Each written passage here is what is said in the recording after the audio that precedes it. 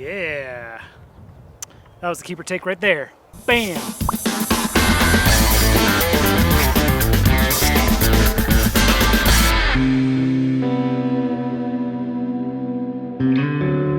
Hey guys, remember that awesome Schecter PT Fastback 2 that I reviewed a couple months ago? Well, if you recall, I thought that thing was awesome. However, I thought it was just a little bit too heavy, and the finish on it was not really my finish. Now, you guys have been asking me for a long time, you know, is it better to build your own custom guitar from a kit, or is it better to buy a cheap guitar and refinish it yourself? Now, the answer to that question, I think, is pretty much always just buy a kit, because stripping down a guitar finish, as you will find out, takes an awful long time. So it's much better to just start with bare wood. But with the case of the Schecter PT Fastback, what I loved about it was all the hardware and electronics were exactly the way I wanted it, and it had a really nice, good, playable neck. So I thought this was a good candidate to strip down and refinish myself, so why don't you come along on the journey with me? Now here's the million-dollar question. What kind of wood grain is underneath on this alder? Let's find out.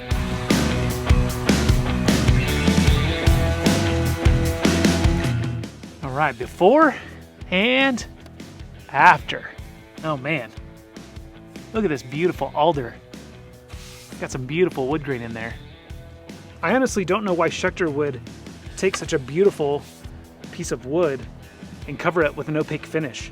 I mean, beautiful wood grain in here, beautiful wood grain in here. They grain matched it together really close. I mean, there's a slight inconsistency with the color of the wood, which would be sort of noticeable if you stained it, depending on your color of stain. But I just don't understand why they wouldn't want to put a translucent finish on a body like this. So yeah, a little bit of heat, a little scrapey scrape, a little sandy sand, and bam, down to the bare wood. Now I just got to do that to the back and sides. Now I know I made this seem a lot easier than it actually is in real life. I think all in all I probably have about 2.5 hours maybe into scraping this top down. So we're probably looking at about at least another 3 hours to get the back and sides, 3 to 4 hours. So hopefully it's not as hard as I think it's going to be, but let's keep chugging away.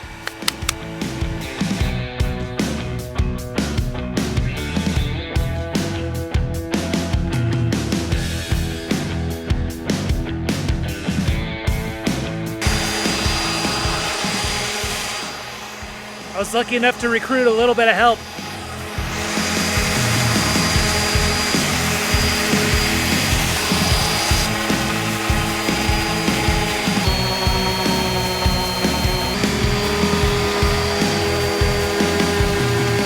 Okay, so I was right. It definitely took about 4 hours of scraping and sanding, but finally got down to the bare wood, and look at this. This is beautiful. Absolutely beautiful. Like I said, I have no idea why Schecter painted this thing a solid color to begin with, because, man, look at that. I'm so excited for this. Obviously, there's one spot left in here and in here. I'm gonna have to get those with the Dremel, because obviously can't get those with the orbital.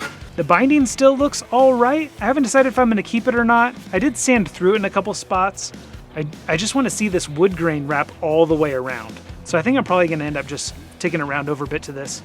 And yeah, I didn't expect the wood to look this good. And I was gonna chamber a bunch of it out and then put on a new top. But I think I'm gonna try to figure out how I can save some of this wood grain while still chambering it out. I mean, look at that. Gosh, it's beautiful.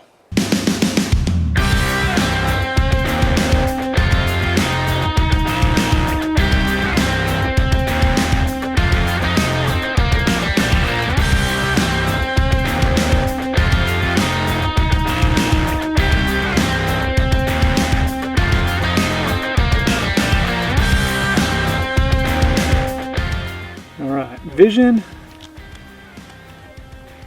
execution. Hopefully. All right, so I have decided that I am going to round over the corners and get rid of this binding. Really, it looks fine, except for this one corner right here where I sanded away just a little bit too much, which tells me that there's really just not a lot of binding there. So I think I'll be able to get it all with a small round over. You'll notice that I left the jack plate installed this time. That's so I don't pull a Dan and take a chunk out like I did on my Sustainiac build. This is just horrible. Well, I gotta show you guys what I did here. Classic example of how I did not think this through. I was relying on my ball bearing to guide me. And look at what happened there. My ball bearing sunk into my input jack cavity, and I just took out a huge chunk of this guitar. Gosh darn it. So hopefully I can learn my lesson and not make the same mistake twice.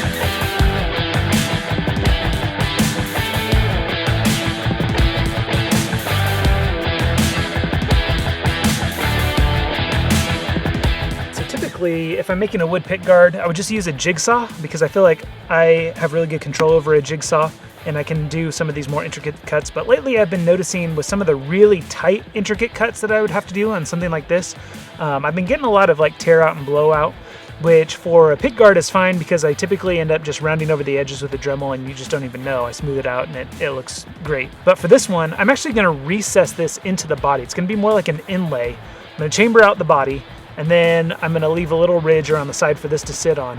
So it's kind of gonna be like sort of semi-hollow, but sort of also just kind of inlaid.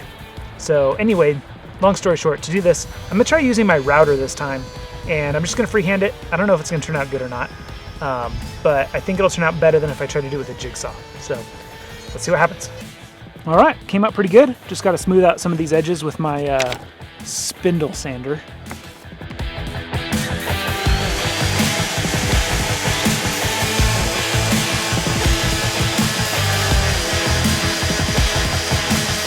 Alright, so purposefully did not route out the neck pocket, and I'm glad that I didn't, because that would have not lined up perfectly. So now I can actually just take a ball bearing bit and cut that out, so I'll have a perfect neck pocket.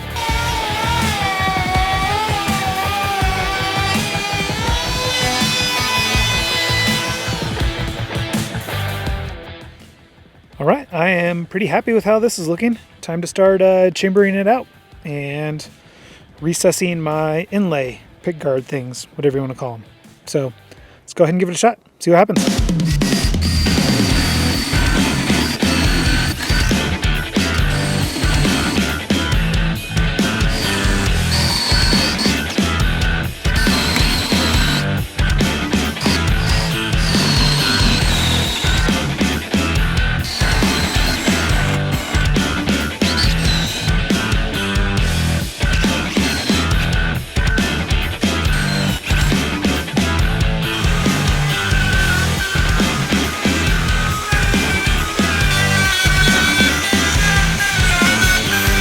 Alright, so after I was done chambering it all out, I went ahead and did a little recessed groove right in here.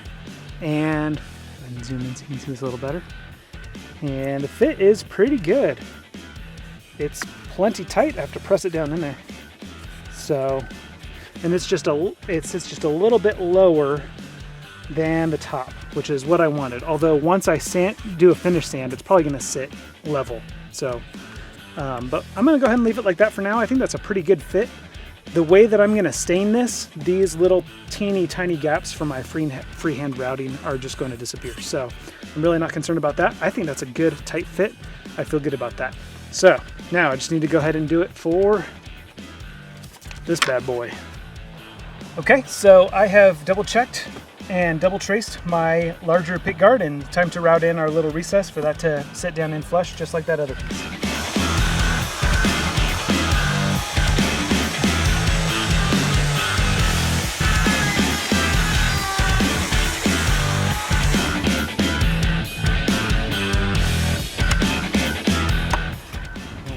Pretty good.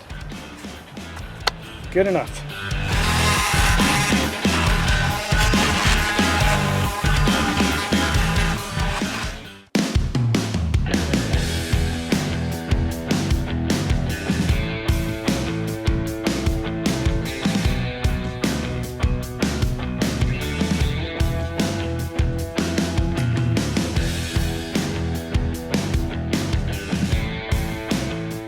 All right, so I'm gonna throw a little bit of a curveball at myself. I'm pretty much done with this pickguard inlay thing, and I decided this build just wouldn't be a Dan build if I didn't do some sort of wiring trick with it. So I originally was gonna do the 3-way switch here. Ooh, stupid bug. I was originally gonna do the 3-way switch here and then the 4 knobs here and just leave it all standard. But I think instead I'm gonna put this Iron Age kill switch there. I got a bunch of these from Iron Age a while ago, and I've been looking for projects to stick them in, and this seems like a good fit for it. These are really cheap, and more importantly, they're really easy to wire up. You just drill a hole in your pick guard, and then you wire up the red to the hot on your jack and the black to the ground on your jack, and then when you press the button, all it does is touch the red and black together essentially, and it kills the sound. So super easy, super basic, and the only thing is I don't know where I'm going to put my 3-way switch. So I think I might put it right here in between the 4 knobs. There should be enough room for all of that. I should probably measure to make sure, but I'm pretty sure there's going to be room for it. I do need to make this hole bigger. This isn't quite big enough for this kill switch. And I don't have a step bit to widen the hole, so I'm actually just going to do it the ghetto way with a sanding drum on my Dremel. There we go. It's a nice perfect fit now.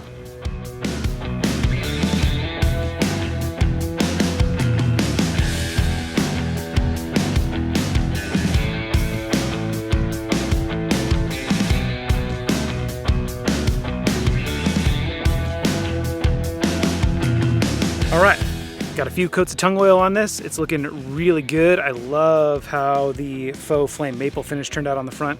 Some of you guys mentioned you didn't think that it looked all that realistic on the back. So I tried it again on the front, doing what I said in my previous video by putting the lines a lot closer together.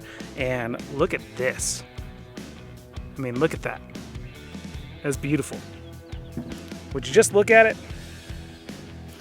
It looks fantastic. I don't think I could be happier with how that turned out. All right, now you guys watched me build my inlay pick guard and my inlay sound hole. You guys might be wondering what these holes are for. Well, I'm going for sort of a modern look, and I'm actually gonna put in some, let's see, where is that? I should have this out first. It's the same stuff that I used for building my own DIY tube amp, just this like metal aluminum sheet that I got at my local craft store. Put a link in the description if you guys are interested. I think I got this at Hobby Lobby, but I'm gonna put that stuff in behind this. I think it'll give it a really cool, unique look. So let's go ahead and cut that out and glue it on the back.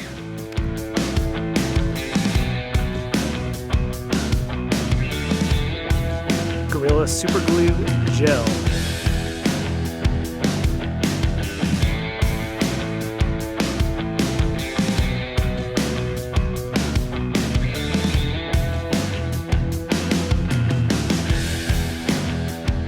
All right, now Schecter's pick guard was shielded, so I'm gonna follow in suit with what they did and add some of this copper foil tape. And this stuff is awesome. It's got conductive adhesive, so it's really easy to work with, and it was super cheap. I wanna say like 20 bucks maybe for this roll, and it's lasted me so many guitar projects, and just gives me that peace of mind, you know?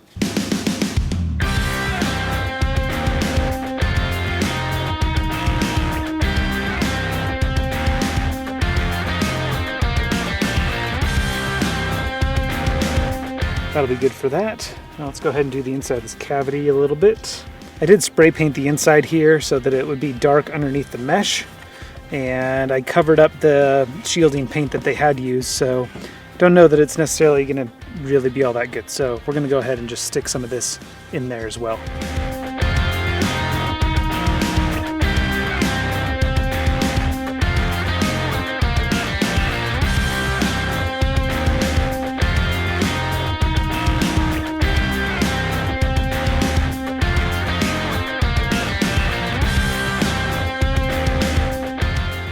I want to take a quick break to tell you guys about the Great Guitar Build-Off 2020. Now, if you follow my channel for the guitar building, you likely follow some of the other channels participating in this, but it's being put on by Crimson Custom Guitars, where a bunch of us YouTube creators are going to be building a Crimson Custom Guitar kit and auctioning off the proceeds for charity. And apparently the person who raises the most money gets crowned best YouTube guitar kit builder, I guess. And some other really cool channels are going to be participating in this, so definitely want to follow along. Check out the link in the description to the Great Guitar Build-Off. And if you guys are interested in taking part in this competition yourself, there is a little side competition going on for non-YouTube guitar builders. So feel free to check out the details for that, again, on thegreatguitarbuildoff.com.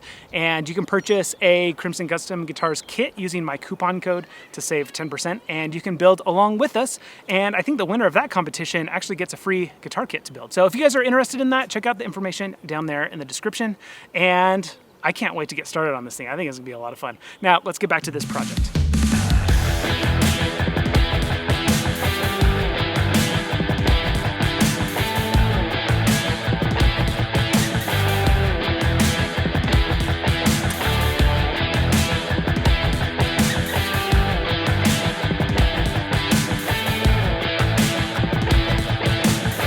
So the question is, does it look cool that you can see the wires down between the grates? Or should I cover them all with black tape so that you can't see them? Hey buddy, what do you think? Do you like being able to see the wires in there? Wow. Do you think that's cool? Yeah, it's cool. Okay, well I guess I'll leave the wires showing then. What do you think, pretty girl? Do you see the wires down inside the grate there? Yeah. What do you think? Yeah. You think it's cool? I want to keep them. You want to keep them? Okay. What is all right, this? that settles it. That's a kill switch. I'll teach you about that when you get a little bit better guitar.